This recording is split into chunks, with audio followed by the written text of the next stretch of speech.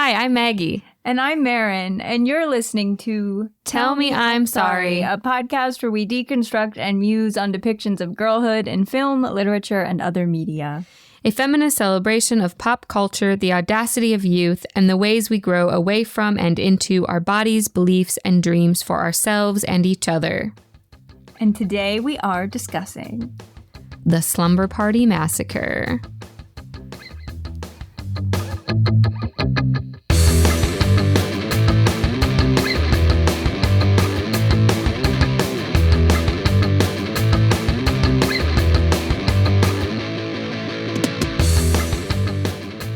The slasher streak continues here on Tell Me I'm Sorry, which does watching 2 slashers in a row really constitute a streak? I don't know. Well, 3. That's true. We have a treat in store for y'all because we might have watched an extra movie this week to talk about in conversation with The Slumber Party Massacre, directed by Amy Holden Jones. This was her directorial debut.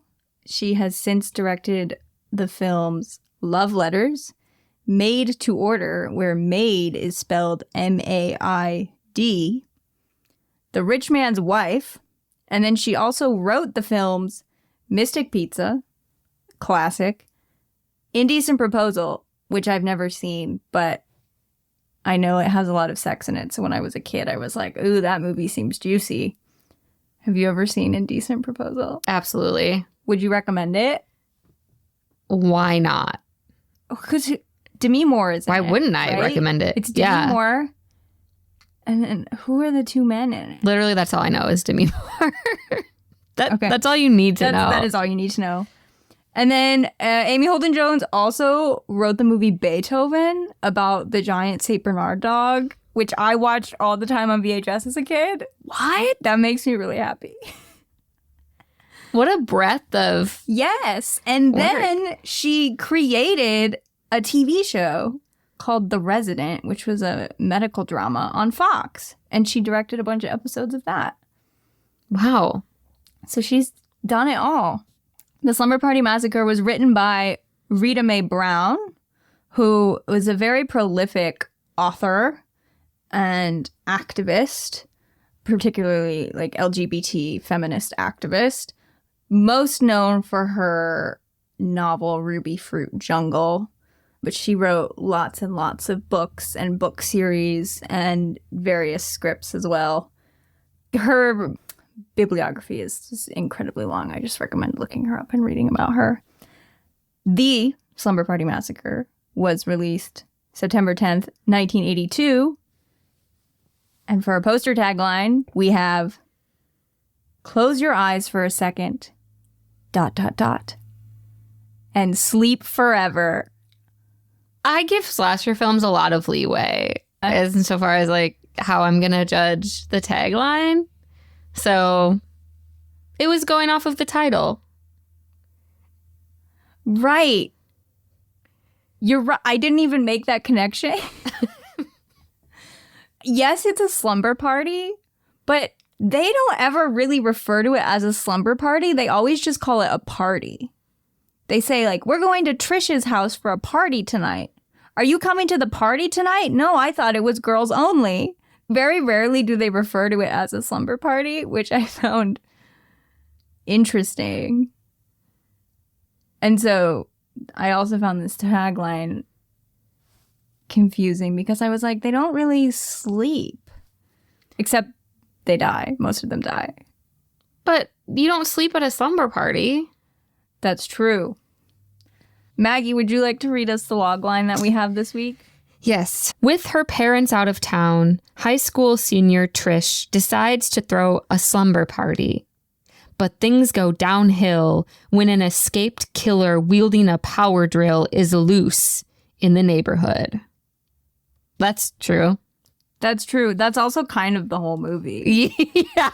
Like, I can see my synopsis this week is incredibly short because I was like, I'm not going to belabor the point.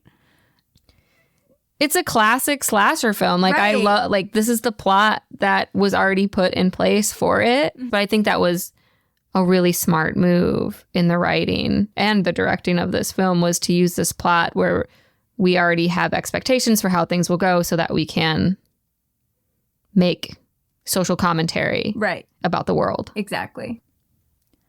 Our entry into the movie is through a character named Trish, who is 18. She's played by an actress named Michelle Michaels. Her parents are going out of town for the weekend, and she has invited a bunch of her friends over for a slumber party. There is a new girl in her class named Valerie, who Trish also invites, but Valerie declines invitation. And it's also important to know that right before Trish invites Valerie over to the sleepover, they're all in the locker room, and Valerie overhears some of Trish's friends shit-talking her. So she decides not to go.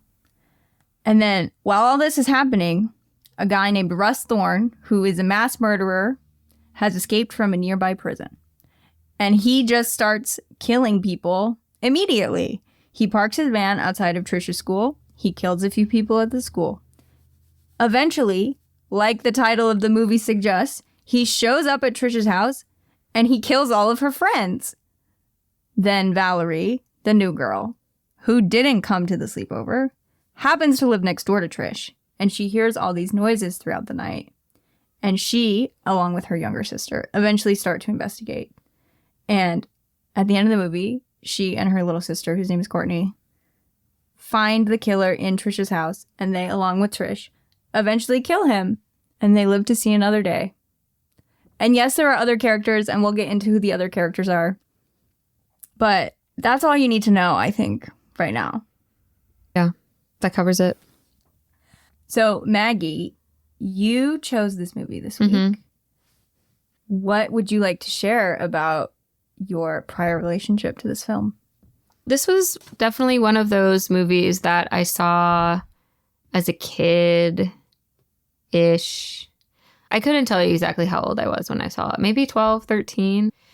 But at the time, because it would have been around the year 2000, some of my friends and I, we had this thing that we liked to do where we rented movies from the 80s. We'd go to the video store and like rent movies that we thought were going to be bad just because they were made in the 80s. Because the 80s seemed like so long ago in the year 2000 to me as a 12-year-old. And then we would watch them to like laugh at them. But we didn't realize that the movies we rented over and over and over again, because that's what you did when there were video stores. So you just rented the same shit over again instead of like buying it. Anyway, we were watching these really iconic films that we had no idea. So our favorite, probably our absolute favorite, was Evil Dead. Okay. And the Slumber Party Massacre. When I watched it when I was younger, I definitely didn't have the same appreciation for it that I do now. Obviously, because that's just the nature of growing up and being able to experience something as an adult with like a fully formed prefrontal cortex. But what really strikes me now is looking back, I didn't realize that the film was self-aware because it felt like it was so long ago to me. I was like, this is just what movies were like. But this film there's nothing that's accidental. Every little like symbol or motif or like moment where you're like, what? Wait, what? It's purposeful. I didn't have that appreciation for it when I was younger, but I still really enjoyed watching it, which I think is the mark of a good film. I think that's what ultimately makes a film iconic, is that it not only, what's the word I'm looking for? Subvert. An iconic film, typically, it is a subversion of the canon and it entertains. This film does both of those things. I'm so glad it exists now as an adult, so I can really appreciate what it's really doing. I love that young you was what am I trying to say? Being young and discovering something that's actually kind of mainstream, but thinking you're the only person who knows about it. Yes. That's just such a, I think, integral experience to being a kid and developing your own taste. And so I really love that you had that experience with slasher movies. I had never seen this movie before watching it for this episode. I had heard of it, but I had never seen it. And like with my synopsis, I'm just going to keep it simple. This movie rules. It's fucking sick, as 12-year-old me would say. It's campy. It's gory. It's low budget in a way that really works, in that it's using these really bare bones essentials to build tension. There's a sequence in the beginning in a locker room that doesn't have a lot going on, but it's just like the way that the people in the space are staged hiding from each other. And I was so tense the whole time, and it's not relying on much fanciness to create that. So that's really impressive. And I had a lot of fun watching this movie. This movie's like a tight 80 minutes. It just gets in, does its thing, and then you're out of it. And I think it just really knows what it wanted to be and executed it in that way. I'm glad you liked it. But I was like, how could you not? I have the most random notes, so I don't know if you want to start somewhere specific. My two subheadings are, in my notes, are nudity and killer has no humanity. Okay. Good. Well, that about sums up the episode. Very specific.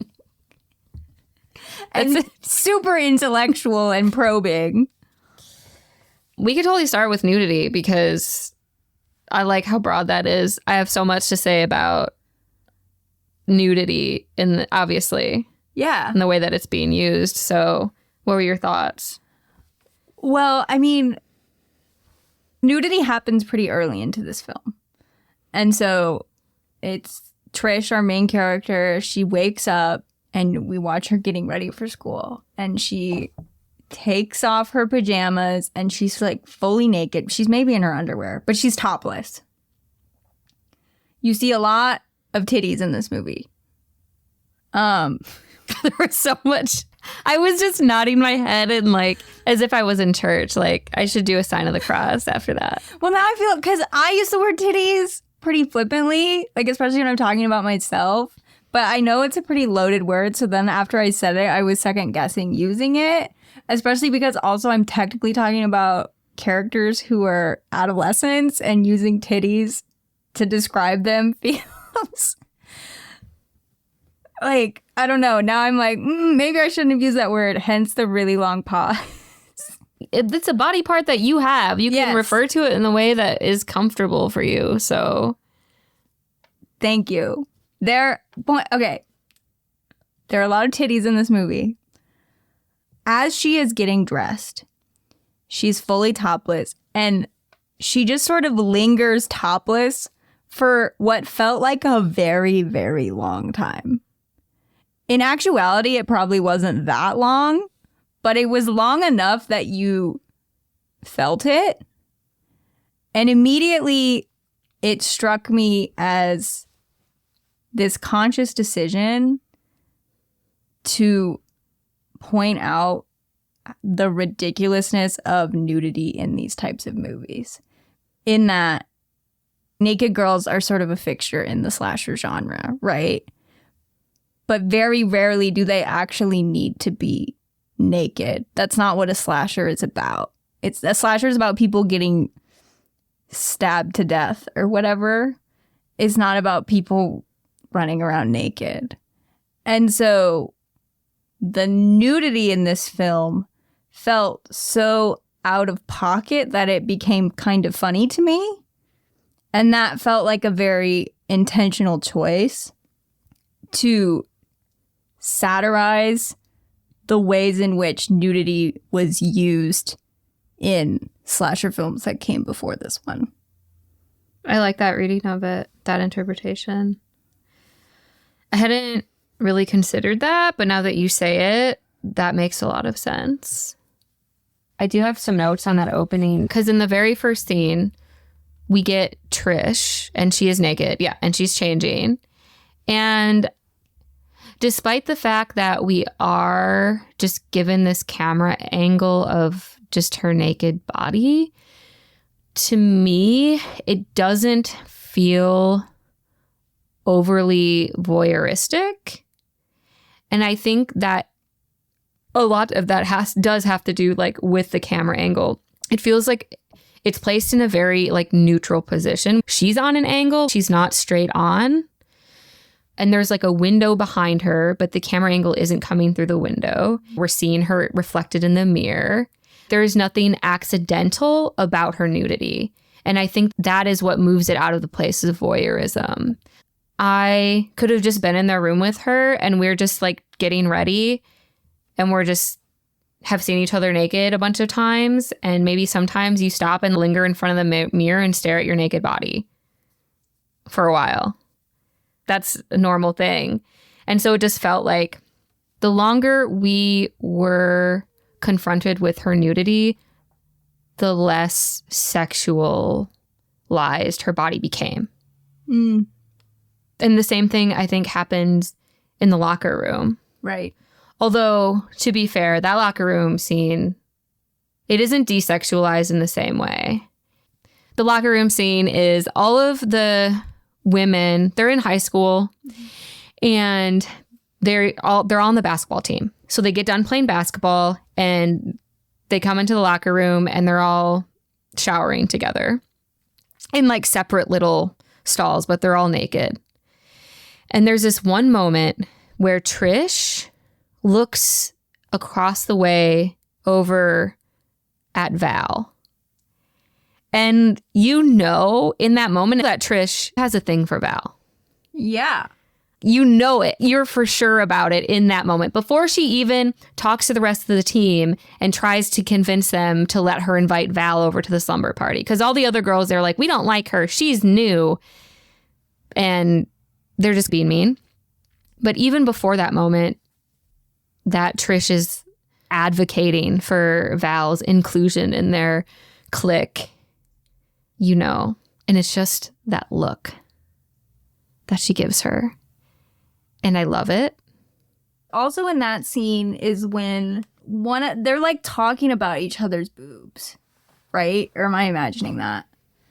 Very sort of offhand, like, oh, yours look good or something. I don't remember. Maybe. Yeah. In a way that felt very just true to how teenage girls talk, in that oftentimes you reach a point when you're in close friendship with people or you just are comfortable around people where being naked around people isn't weird. And so that also felt reflected in that scene by the fact that they're all naked. It wasn't like, ooh, let's ogle at naked girls. It was, these are the kinds of naturalistic interactions that occur when girls happen to be naked in front of each other in the locker room. Mm-hmm. I also like what you said about the nudity for the first scene, for example, not being accidental, and that it lingers for so long that it becomes blatantly unsexual. Because to me, the nudity in that early scene or the locker room scene is very different than that scene near the middle of the movie when they are at the slumber party, they are getting undressed in the living room, and the boys are standing outside the window looking in. And in that moment, you can feel their bodies being sexualized in a way that I don't think they previously had been. So there's various layers of meaning to the nudity in the film in a way that you definitely would not be seeing in a slasher from the 80s. Mm-hmm. I think, too, what's interesting and smart about the locker room scene is that we don't just get 3 seconds of them running into the locker room and then getting naked. We get a few solid minutes of them actually playing basketball together. Mm-hmm. We really see their dynamic, like, as athletes before they are brought into the locker room. And I think in a lot of films, when we have these very voyeuristic scenes of girls in the locker room, that's pretty much all you're getting. But they are shown to us as athletes before they are shown to us in this sexualized way. Because I think in the locker room, they are being sexualized to a degree, insofar as like they have bodies and they're naked in a locker room. Mm-hmm. And the film's just drawing attention to that. And there's a lot of queer subtext, if you can even call it subtext in this movie. Yes. It's just there. It feels different. Even if it is voyeuristic, it is gay. So I'm automatically more okay with it. Yeah. Or maybe I shouldn't say automatically, because like, the hypersexualization of like queer women is a very real problem, and that's not what I'm trying to lean into. But I don't know, because like you said, there's some sort of queer awakening happening in that moment with Trish, and it's not inherently gross to be attracted to someone's naked body. Yes. You know, like if you are naked in the room together and you see it and you're like, oh, I'm kind of like, that's just physiology. Mm-hmm. And everybody responds to that physiology in different ways, right? And yes, the hypersexualization of queer women is a problem, and it comes from the patriarchy. This scene is a subversion of that. Mm-hmm. This is an example of that subversion I was talking about at the beginning, where it doesn't feel hypersexualized. It doesn't feel untrue. Every girl in there is experiencing their sexuality in different ways by just comparing their bodies to one another, or just being in that space together. I think the word I'm looking for is reclamation. It feels like a reclamation. Right. Yes. Of the girls, of the quote unquote stereotypical girls' locker room scene. Yes. I think that's a really good way to put it. The other point of nudity I want to ask you about, because this is the one I feel most unsure about, is when Diane, who's one of Trish's friends, she's the first of the core group of friends who dies, which I suspected she was going to be the first to go, because she's the one who in the locker room is really mean to Valerie. So I was like, oh, if we're thinking about the moral trajectories of slasher movies, she's going to die first. Mm-hmm. And she did. There's a scene later in the movie when they're at the slumber party. Her boyfriend is one of the boys who shows up to the party. And they're making out in his car in Trish's garage.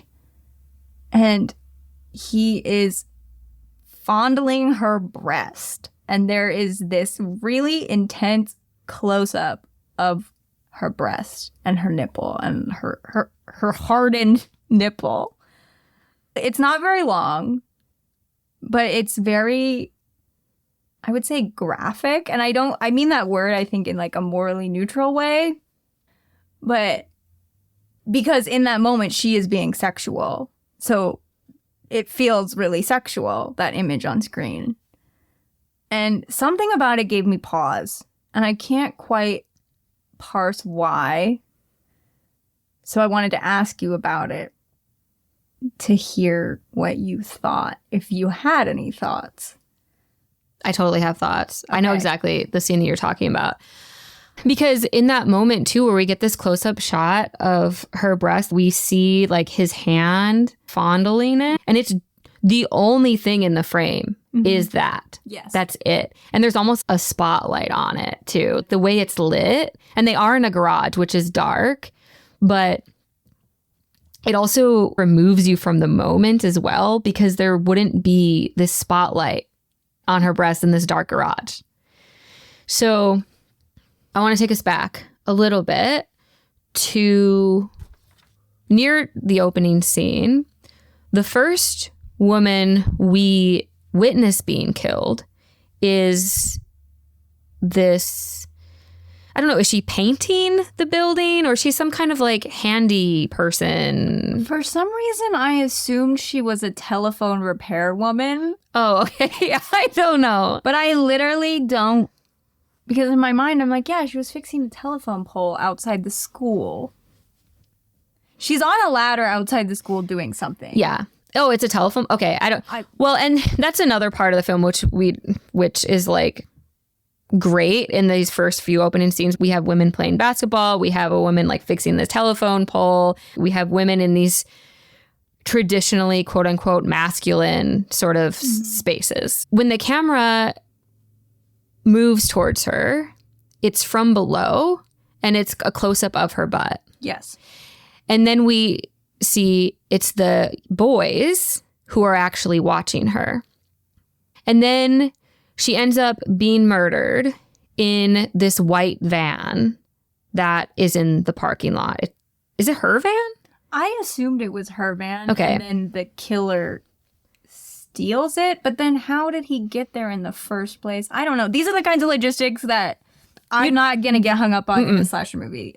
Never cared. Never even thought about it until this moment where I was like, wait, because it doesn't matter. Yeah. Doesn't matter.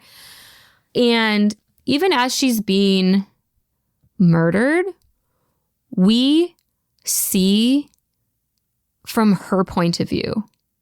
We see out the window as she's like screaming, and then we see like the ceiling of the van as she's being murdered. And at no point do we actually see her being murdered. We see her dead later, but we just see blood splatters. And that felt really important to me because going back to that very first scene where Trisha's changing in her room, that specific camera angle, like I said, did not feel voyeuristic, in part because it was stationed on her body for so long, and also because it wasn't out a window. It was just in the room. And thinking about these moments compared to that moment in the garage where we get the close-up of her boob in the spotlight, that is, from what I can recall, really the only time where a woman's body part is fully removed from her body or her voice. I think what is different about that scene, to put it very simply, is that when we're in the locker room, because we know the locker room scene is a queering of the quote unquote stereotypical girls' locker room scene. It's not for men, right? The scene in the garage feels like it is for men, I think, because her one breast is so far removed from her personhood. And two, it's literally for him. He's touching her in that moment. And that is what struck me as so different about that scene and why it also gave me pause. So I thought about it.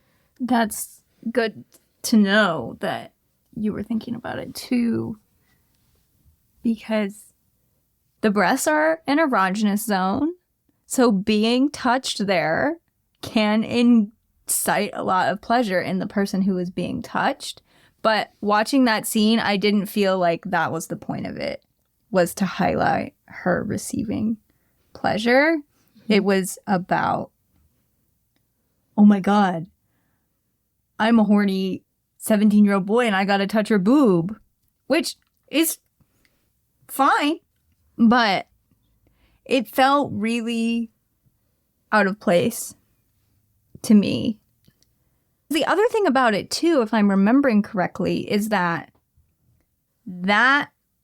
image of her bare breast being held by his hand is what we cut to from a different scene. In that it's like a scene where the rest of the girls are in the kitchen or something, and then it's just a quick, harsh cut to a boob has filled up your entire TV screen. And that is how that scene starts. And then it eventually cuts away to the two of them in the car. And so that was also weird to me. It gave me pause in the sense that I was less confused by it and more curious, because it's clear to me that it's very purposeful and that I meant to consider it. I think that it feels out of place because it is meant to feel out of place. It is meant to have us consider, why does this feel different? And I think it feels different for all the things that I just said. And because thinking about the angle of the woman up on the ladder and the way that we see her body. And then later on during the night, the girls are in the house changing and they're naked and the boys are outside looking in at them. And then we have this scene where his hand is on her breast, and that's all we get in the scene. In this movie, whenever men are viewing the women's bodies, it feels like an intrusion, and it does feel out of place. And I think that that is emphasized in one of my favorite parts of the movie is this conversation that Val's younger sister has on the phone with her friend, and she's talking about how this boy kissed her. And she's talking about this boy kissing her and how it was so gross and like his tongue was slimy and she hated it. And so even when men aren't physically present, just the conjuring of them and their presence is a type of intrusion, which is further emphasized by the fact that there's a crazy man with a power tool, with a power drill, running around murdering people, especially women. I am inclined to agree with you with what you're saying about there's this pattern of when the female body is being filtered explicitly through a male perspective, it feels very sexualized. And with the scene involving the repair woman's butt, or the scene where they're changing in the living room and the boys are on the other side of the window watching them, the critique of that male voyeurism felt really potent to me. I think the critique aspect felt less potent in the scene in the garage to me. It's not just that when the male perspective is sexualizing the girls' bodies that it's a problem. It's that the male perspective is objectifying their bodies. Yes. And I think in that scene, the objectification is particularly blatant because she's entirely removed from her personhood, not just her personhood, but the rest of her body. It feels like, in some ways, like she's already been murdered in that moment. Her humanity has already been removed from her. I do feel like the intention is there entirely. But I think that brings us to that age-old argument of, like, how do you subvert something without accidentally perpetrating it? How do you subvert patriarchy in a film via image without accidentally perpetrating the violence of that patriarchy? Yeah. You know? Yeah. And again, like, this is a very short scene. It's only a couple seconds. Or it's a short image, I should say. Even though I've spent a lot of time dwelling on it, I'm not nearly as hung up on it in actuality as perhaps it might seem like via this conversation. It's just, since the nudity in the film feels so intentional, I wanted to talk about it. Could I ask you, or could we talk about depictions of sexuality more broadly in the movie?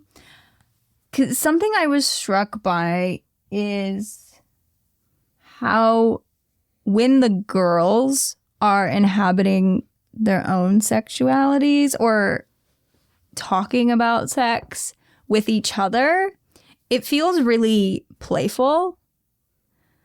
There's that scene, I think it might be when those boys are watching them change and they don't know they're being watched. And they're talking about a classmate of theirs who got caught having sex by her parents.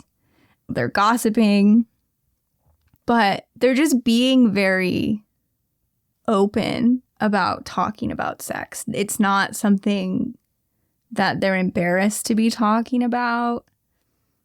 They're imagining like, oh my God, imagine if that happened to one of us. And it just felt like a really authentic depiction of how friends who are really close to each other and trust each other talk about sex. Even though they were talking about something quote unquote scandalous that happened because it was a classmate who got caught having sex by her parents, the nature of them having a conversation about sex didn't feel scandalous.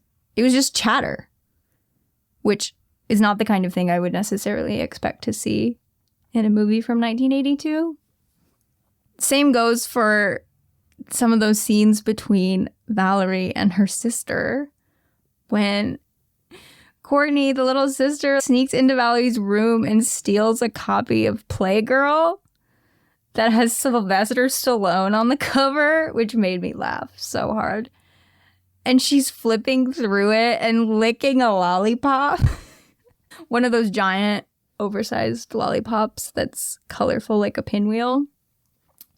And then later Valerie acknowledges, she's like, just don't take the centerfold this time or something. And so she's teasing her sister a little bit, but she's not trying to make her feel ashamed of being sexually curious. Mm-hmm. And so moments like that are what lead me to use the word playful to describe how the girls are talking about sex. And I just didn't expect to see that necessarily in this movie.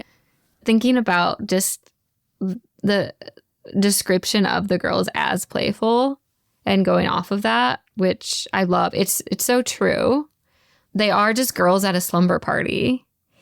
I love the scene where after the pizza boy, they open the door and his eyes have been gouged out and his dead body falls and then they like drag him into the living room, shut the door, cover him up, and then they're just waiting with his body.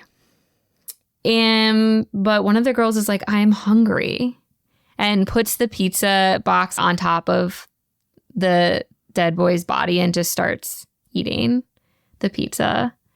She says, and because the other girls are like, what are you doing? She says, eating makes me feel best and I feel bad. Boy, do I feel bad. And then she eats the pizza and she's like, I feel better already. She just needed the pizza. And it's playful and grotesque, and it is so smart because it is really drawing attention to the way that women's bodies are portrayed. They're just a fucking piece of furniture in the house, right? Mm-hmm. And we can remove them from their personhood anytime we want. We'll put a woman's body on the cover of a book, but we'll cut her head off, right? We won't include her limbs or something. Like, not even in a grotesque way, just like women's torsos are, there's a grotesqueness to that, but we're so used to it. It maybe doesn't even dawn on us that it's happening. And films like this and scenes like that seem so ridiculous, and they are, it's absurd, but it's drawing attention to this really real and harmful aspect of misogynistic societal ideologies. I didn't even think about that. This subversion that you're pointing out of them treating this dead male body as a nothing. At best, it's a nothing. At worst, it's an impediment to their convenience. Yeah. I didn't even think about that in terms of a deeper gender dynamic. I was just like, oh, that's good comedy. That too. It's all of it. That's what makes it so smart. That's why this film is so brilliant. Yes. It is just good comedy. Yes. But it's also doing something real and important in the way it's subverting the canon of slasher films. Yeah. Which also makes me think about my other super insightful heading in my note, which was killer has no humanity. What I mean by that is we literally don't know jack shit about this guy. Mm-mm. All we know is that he murdered people before, he was put in prison for it, and he is on the loose. And so he should be presumed to be dangerous. That's literally all we know about this man. I don't have to hear any bullshit about his mommy issues or the teacher he hated growing up or how he's single and lonely and sad. His motive is that, and maybe this is at odds with what we said in the Scream episode, but his motive is within the terms of the movie. He doesn't really have a motive. Obviously, he kills more women than men. And you get the sense that the men he does kill, he kills them because they happen to be where the girls are at, and the girls were the main target from the beginning. This movie, I think, understands that oftentimes if you're dealing with a serial killer, misogyny is going to be a factor in that.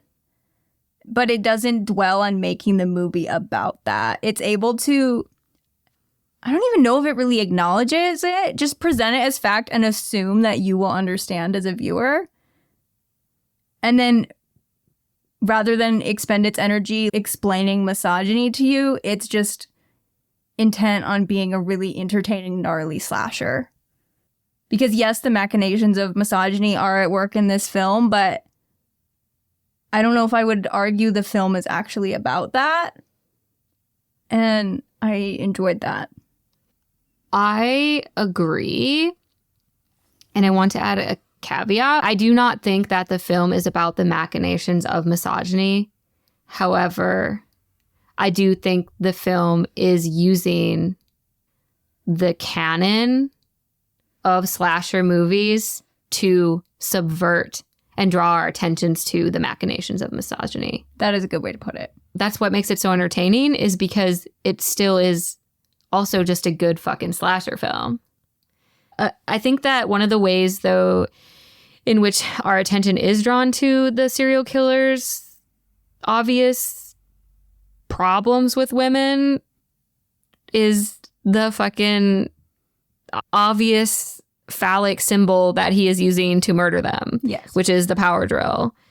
And there are like phallic symbols throughout the film too, like that lollipop scene. And Can we talk about the remake? I want to parallel our conversation about him not having a backstory. I fucking love that.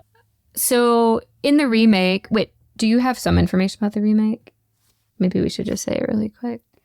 Yes.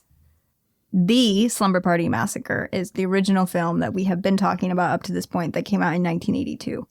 In 2021, a woman named Danishka Esterhazy directed what I would call a remake called Slumber Party Massacre.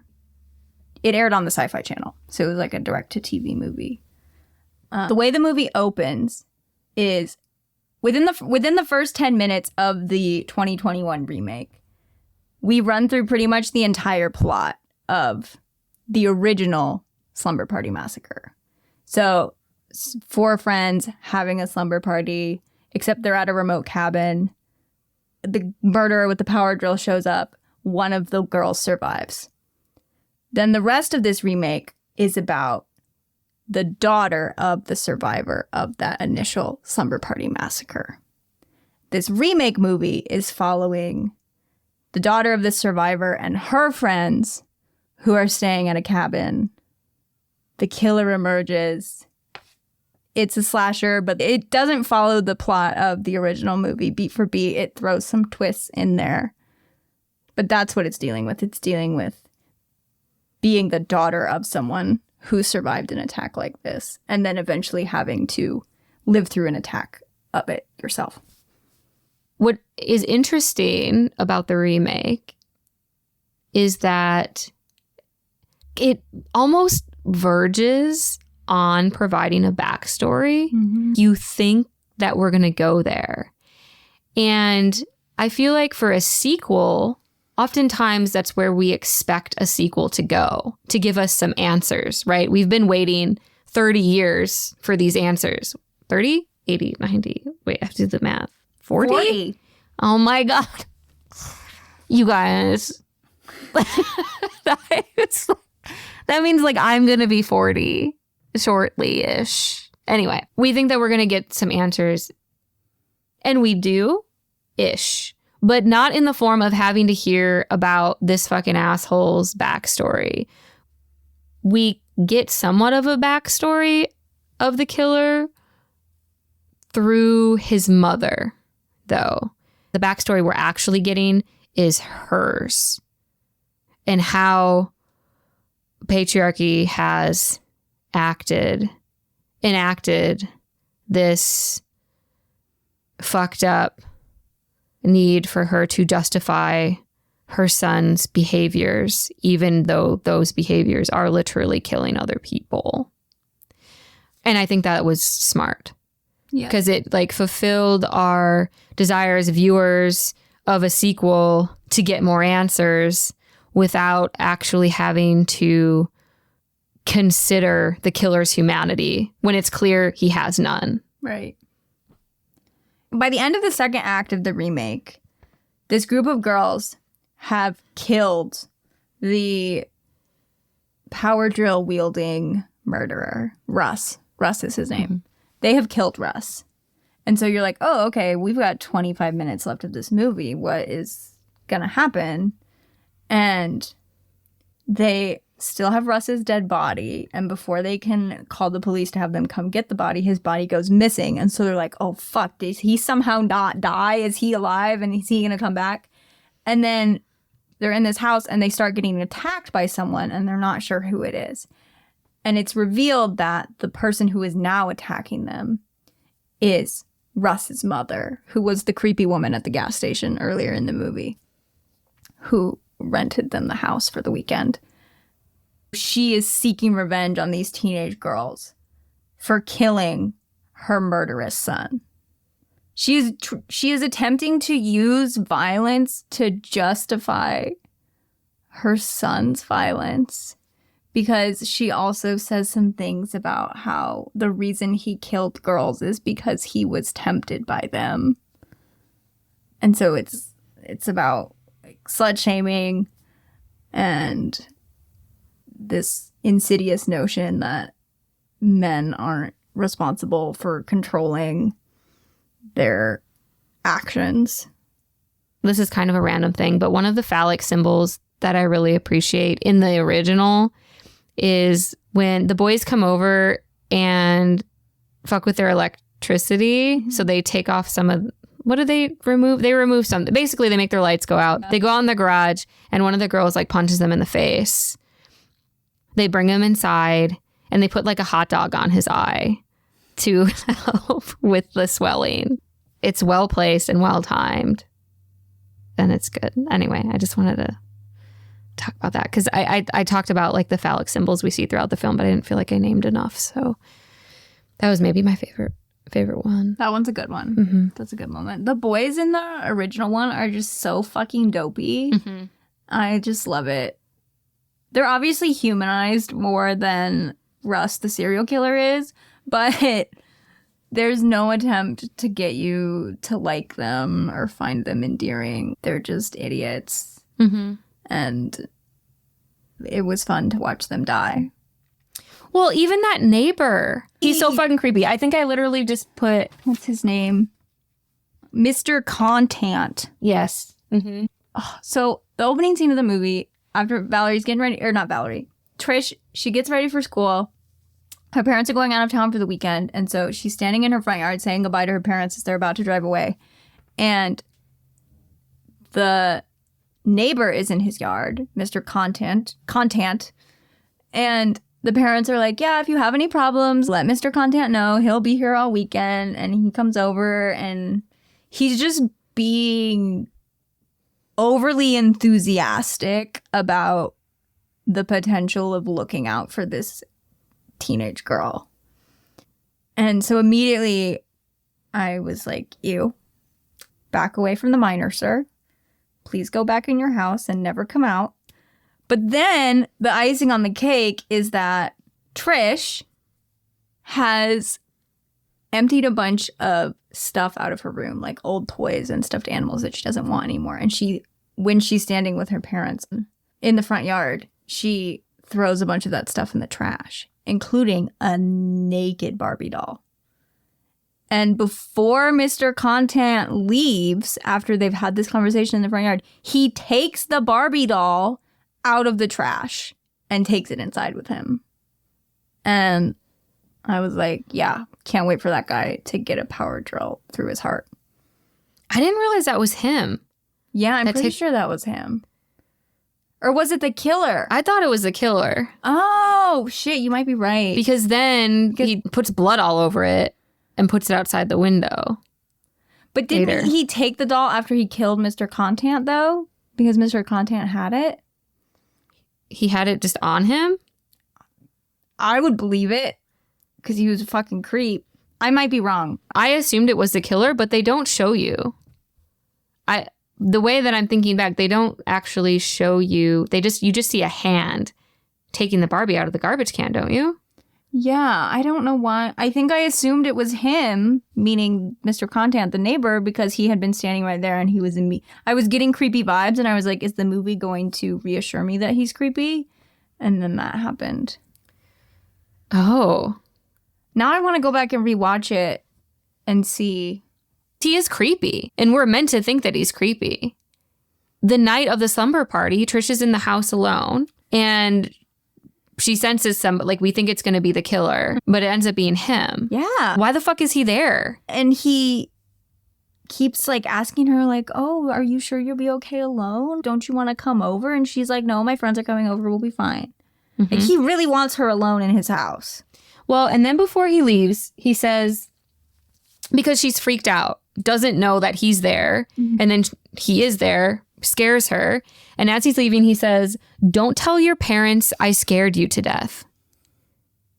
Which is just him saying, don't tell your parents I was in your house with you alone for no discernible reason. Because he was up to fucking no good. He's up to being a fucking creep. Yeah, he was probably in her bedroom, looking in her dresser or some pervy shit like that. The fact that you would think that he took the Barbie doll makes total sense.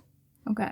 He was meant to be creepy. I just assumed it was the killer, but I like that interpretation and I think it's valid.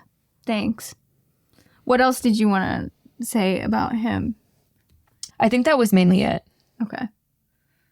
What I like about the remake is that it clearly has a lot of affection for the original in some of its homages, like that opening sequence. Some of the characters are wearing the same clothing that they wore in the original film, like that basketball jersey. But the utilization of an ensemble of male characters feels different in the remake than it does in the original, in that they're either there to be these dopey and slightly creepy teenage boys or to just be these straight up predatory men. And in the remake, we get these group of guys. I'm not sure how old they were supposed to be because they definitely all were being played by grown men. Mm-hmm. But I couldn't tell if the movie wanted me to think they were high school boys, even though they very clearly weren't, since the group of girls were high school girls. But the girls in the remake discover that there's a group of guys staying in the cabin across the lake. And after the killer shows up, they're like, there's a killer on the loose. And the guys are like, how do we know you're not the killer? And some of them are very manosphere red-pilled, where they're like, I think those girls are those men-hating women that I heard about on this podcast. But the presence of those men in the remake felt more comedic to me, especially that shower scene. There's just like this random scene of one of the men showering and there's really over the top like pop music playing and it's jokingly objectifying him in a way that felt in conversation with the original. I had a point to all this because I was thinking about Mr. Contant in the original compared to the dudes in the remake. And now I'm just rambling and I don't remember what I was getting at initially. Did you have anything you wanted to say about them? I have a couple of things. First, I kind of want to go back to the original, though, and talk about the boys. They are very dopey, but then when it comes to understanding that the killer is there, they kind of have this attitude of we need to protect the girl, which is admirable, but it is also in this backwards way a mark of toxic masculinity. And I'm not saying the toxic masculinity from what's coming from inside of them, but the messages that they have been sent that it's their responsibility to protect girls from grown men. Like it's boys' responsibility to protect girls from other boys is a result of toxic masculinity because those boys are just boys in the way that the girls are just girls. Why are they responsible for the behavior of adult men? And so I think what is different, though, about the remake, in part, is because the boys do seem to be adults. I especially did not have sympathy for them. The film, in some ways, I would consider this a breaking of the fourth wall when the girls go over to their cabin to warn them there's a killer on the loose. And then the boys are like, well, we need to go find the killer. We need to go find our friend. They're like, we need to leave the cabin and do something. I don't remember exactly what it was. And the girls are like, don't do that. You'll get murdered. But he's like, my toxic masculinity is making me need to follow them. The toxic masculinity being enacted by the boys in the first film feels like they are truly victims of a world in which has made them feel responsible for protecting women and young girls from grown men. But in the remake, they are grown men. And they're aware of how toxic masculinity impacts and negatively impacts their behaviors and thereby their entire lives.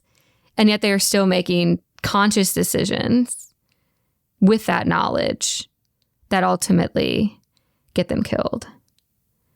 And I think that traces us back to the conversation that we had in our last episode and in Cruel Attentions, where we're like, self-awareness is not enough. It is not enough to know that toxic masculinity exists. You have to actually change your behavior once you learn that. And they're an example of where they have the self-awareness, but they're unwilling to force themselves through the discomfort of changing their behaviors. And their need to lean into this stereotypical macho survival of the fittest behavior is also intertwined with the fact that they showed up to that cabin on purpose because they listened to a true crime podcast about this killer. And the killer at that point, he's presumed dead, but no one ever technically found a body, so he could still be out there. So they go out there seeking this murderous adventure.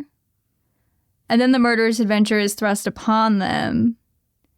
And rather than be like, oh, fuck, this was a dumb idea, let's try to save ourselves. They're like, no, we must fulfill our mission to be manly men in the woods. But that also leads me to my main issue with the remake, if I may go there. There are a couple twists in this movie. There's the one we talked about already with, by the end of the second act, they've killed the serial killer, and then his mother is revealed to be the person in the third act who's after them. About halfway through the movie, when they get to this house, when the girls get to this house, up to that point, we've been led to believe that they have ended up at this house on accident because their car broke down and this was not the place they were supposed to go, but it's the place they ended up staying with their car broken down and whatnot. And then it's revealed that it was all an elaborate ruse to end up at this specific spot, that they actually wanted to end up at this specific spot in order to try to lure the killer so they could enact revenge on him because he traumatized the main character. Her name is Dana. He traumatized Dana's mother. Now, the logic of that, that's not what I'm hung up on because, again, if you're going into slasher movies wanting things to follow pristine human logic, you shouldn't be watching slasher movies. You're not going to enjoy them. Where I take issue with this is that their plan gets foiled when, as they're driving, they discover that one of the girl's little sisters has snuck into the back of the car. And it's revealed that she's in there. She's not supposed to be on this trip. And they debate whether or not they should turn around and take her home before they proceed on their way. And they decide they're going to go anyways. They're going to take her with them.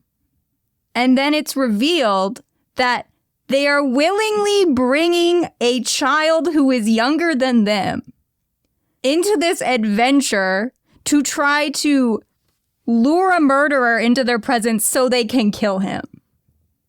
And that, it just really bothered me. I guess that's all I can say, is it really bothered me. And yes, these are all 17-year-olds. Everyone does very stupid things when they are 17 years old. But I don't know. They have all consented to putting themselves in danger, right?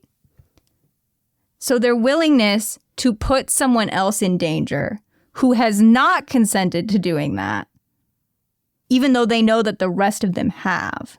So they know on some level that that was necessary. It just really pissed me off. I liked it. I have a little sister who I would totally be like, okay, well, you fucking came along for the ride. You're coming along for the whole ride. If I'm a teenager in this film, Mare Bear, my little sister, stows away and then we're almost there and we don't have time to turn around and drop her off and come back. It's too bad, man. It's too late. See, I would take it as a sign, maybe we shouldn't do this.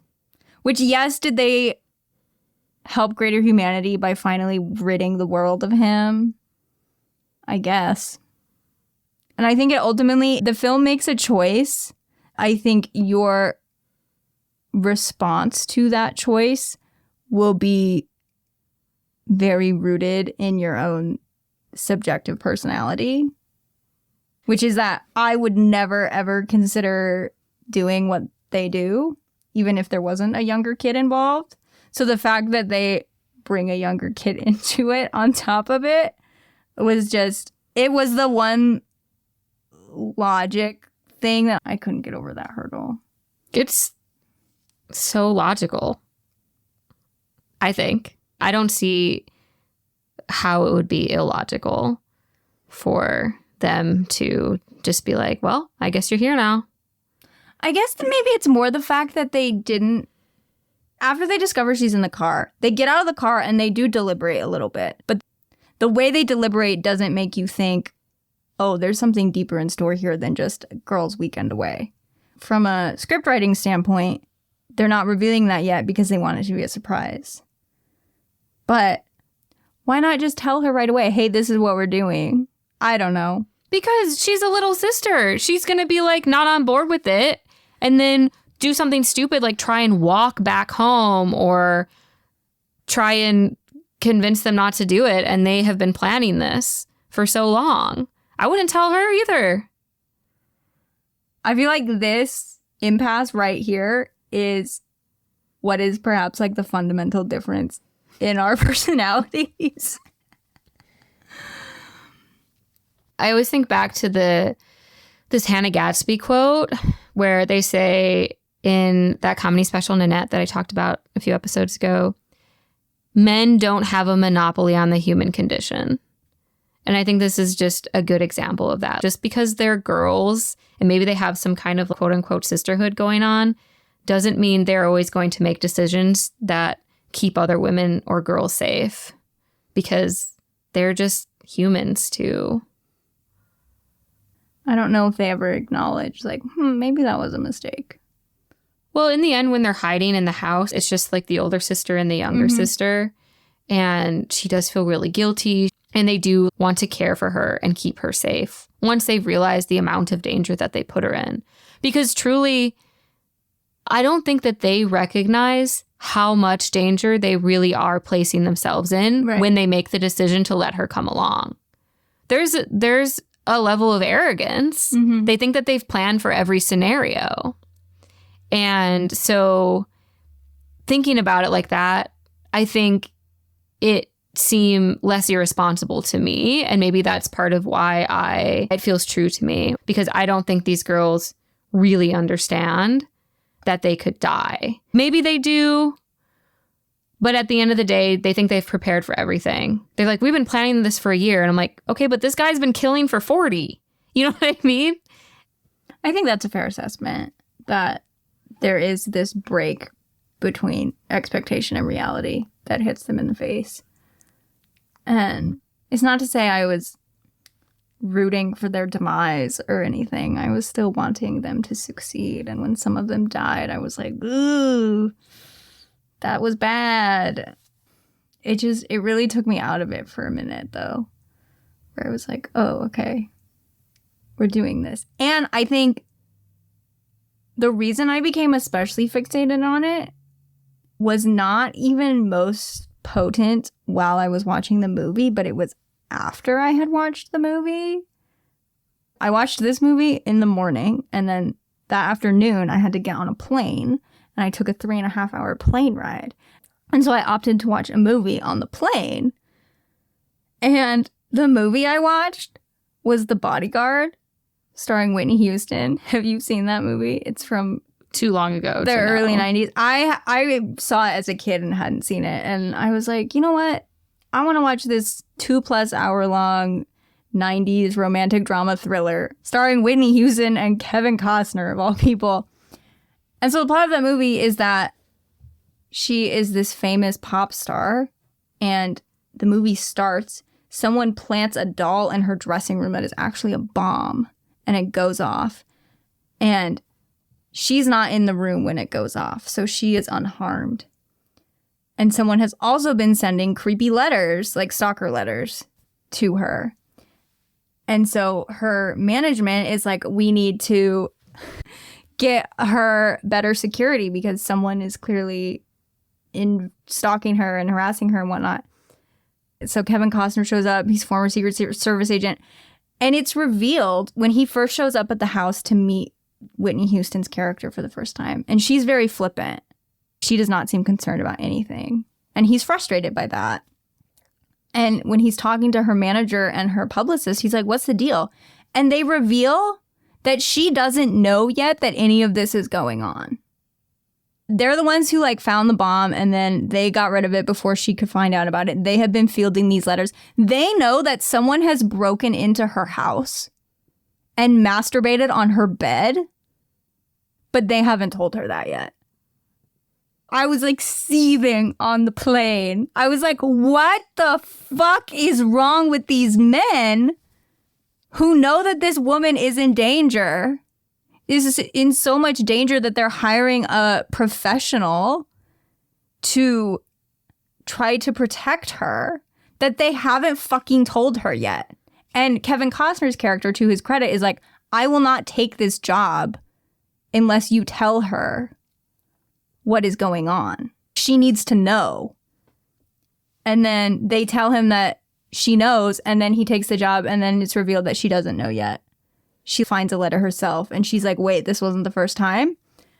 And so immediately when that happened in that movie, it gave me flashbacks to 6 hours earlier when I watched this movie. And obviously the situations are different in that one of them is involving grown men trying to control this woman's life. And the threat in The Bodyguard is already actualized. Whereas at that point in the Slumber Party Massacre remake, the threat is more hypothetical. We're going to try to lure this killer, but we don't know yet if he's actually going to come. And so I think ultimately that also just heightened my... Because I was like, it's so weird that I watched 2 movies in the same day where different iterations of the similar thing took place. I like that comparison. I like the word hypothetical, too, pointing out that, like, the danger at that point is hypothetical. And I do think that they really thought that they were going to find him and kill him, though, the whole time. They just thought that they would be ready for it. Anyway. I'm sorry, I've sidetracked us with that. No, that's fine. The last thing I just want to talk about is, like, the guys in the remake, the nudity. And I don't have a lot to say about it. I really enjoyed this remake. I thought that it was fun. I enjoyed it too, despite my quibble. I did enjoy it overall. Obviously, very intentionally in conversation with the Slumber Party Massacre, 1982, the original. So in this remake, instead of nude girls, we get nude boys. That we get them shirtless, having their version of a pillow fight where they're in slow motion. Yes, in slow motion, where they're literally, though, fighting with a pillow. The pillow fight is them trying to rip the pillow apart until feathers come out, which they are successful at doing. And then they just start being men.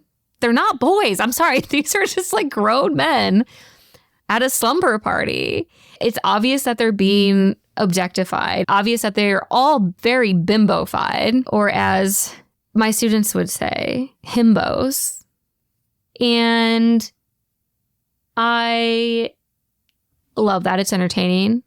But I also want to posit that it's not merely that they're being objectified in the ways that women are objectified, because there is something different about it, right? The pillow fight isn't with each other. The pillow is with the actual fight. So there's still this pretty obvious commentary on toxic masculinity. However, the objectification feels like a queering of their bodies. Oh, hell yeah.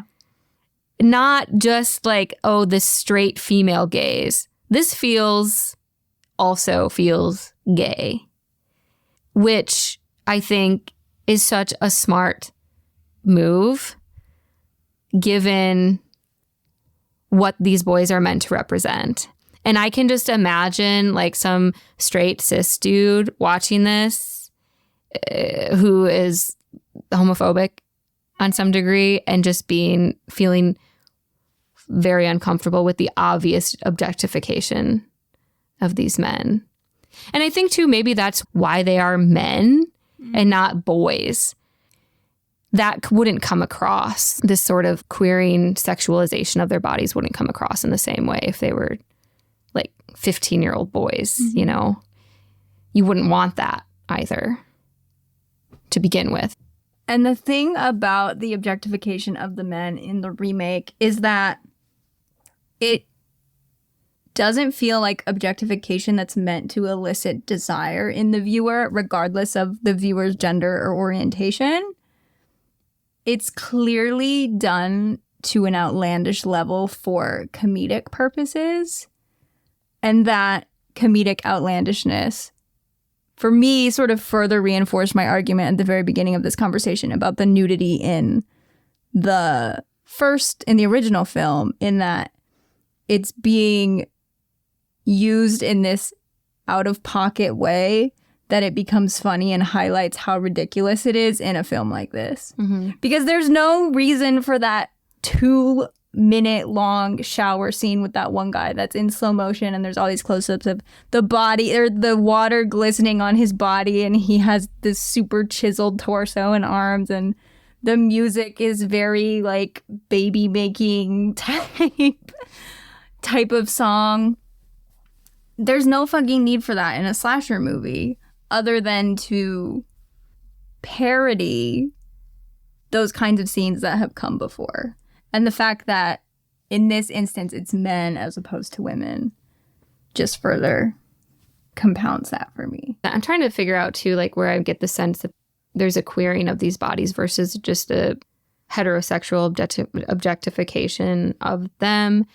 And I wonder if it's something as simple as, I know that it's in conversation with the 1982 original, where that is so obvious.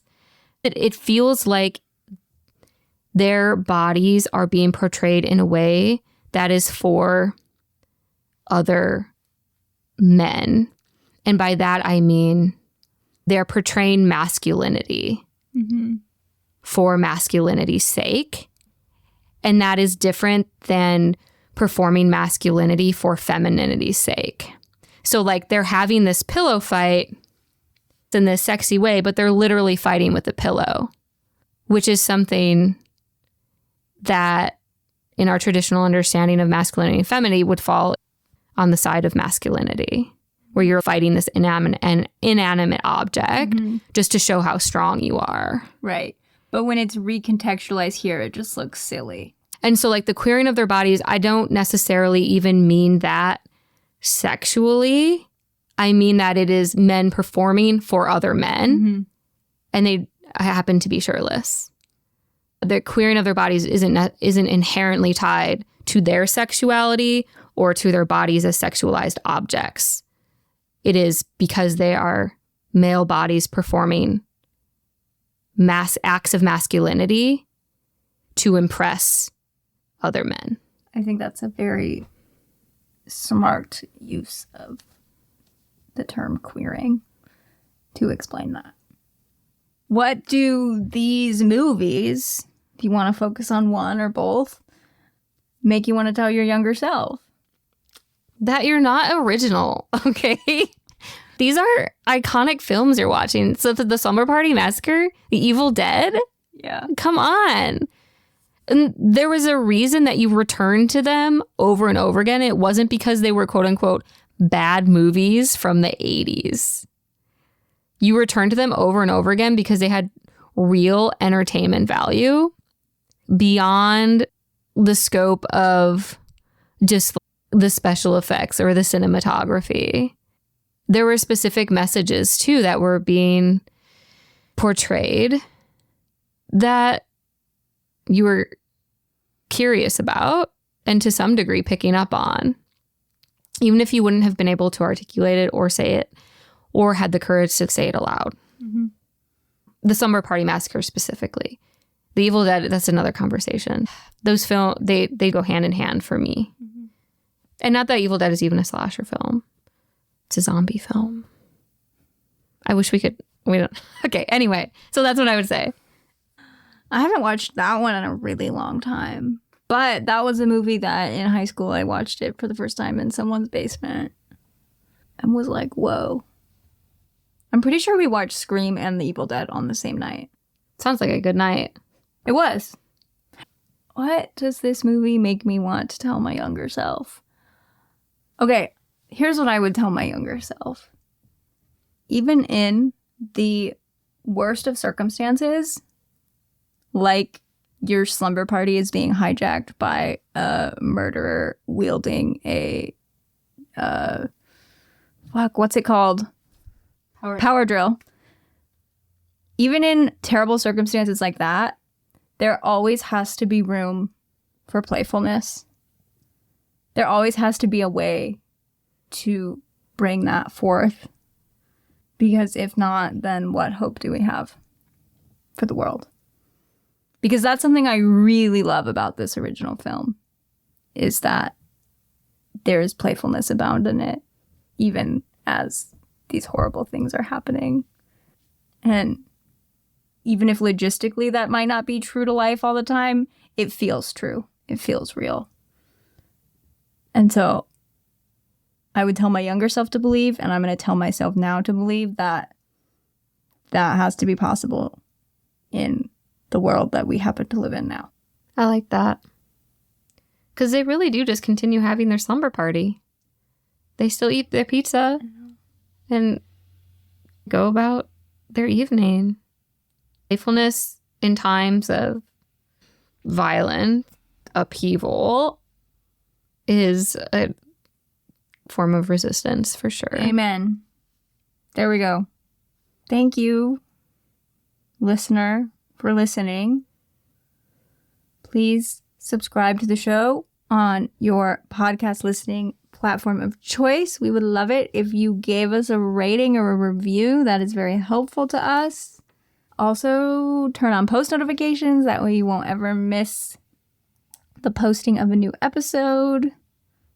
Check the show notes for the secondary text we reference, and you can follow us on Instagram at Tell Me I'm Sorry, and email us your musings and questions at tellmeimsorry@gmail.com.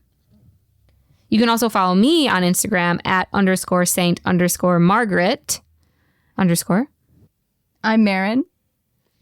And I'm Maggie. And we're not done talking.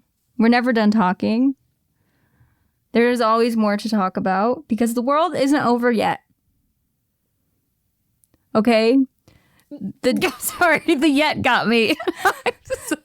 The drill saw of the world has not disemboweled us yet. Oh. And so we're going to keep chugging along. And we're going to chug along to a good place. Okay. Because I am picking a movie that, much like this one, is really a low-budget gem, in my opinion. It's from the 90s. I don't remember the exact year off the top of my head, but it is a deep cut from the 90s. I don't know a single other person in real life who has seen this movie. Yes. It is streaming on Canopy, and the version that is on Canopy is a very lovely remaster of it, because for a long time this film was very difficult to get your hands on, and then a few years ago Strand Releasing did a remaster of it and re-released it on Blu-ray, and that is the version that is on Canopy. The film that we are going to watch is called The Incredibly True Adventure of Two Girls in Love. Yeah, never heard of it. I don't think. Spoiler, I love it. And we'll get into that next time. I think it will be a nice balm for our weary souls during these wearying times. Yeah. And if the queerness in these films that we've talked about today was a little too subtext for our taste, or a little more subtext than maybe we wanted them to be, the next film... We're taking it full on text. Oh, this one? Yeah. The one that the one that I have picked. Full Sweet. on text, as the title suggests. That is, again, The Incredibly True Adventure of Two Girls in Love, streaming on Canopy. All right. Happy Halloween. Oh, yeah, happy Halloween. Stay safe out there. And I hope you enjoy some candy if that's what you want. Yeah, and watch out for murderers. Watch out for murderers. With Power Girls. If you light a candle, be safe about it. Since we're in the 90s here, or even in the 80s, make sure there aren't any rusty razor blades in your chocolate. Yes. In your Three Musketeers. Even that was going around in the early 2000s when I was a kid. Okay. Okay. Bye. Bye.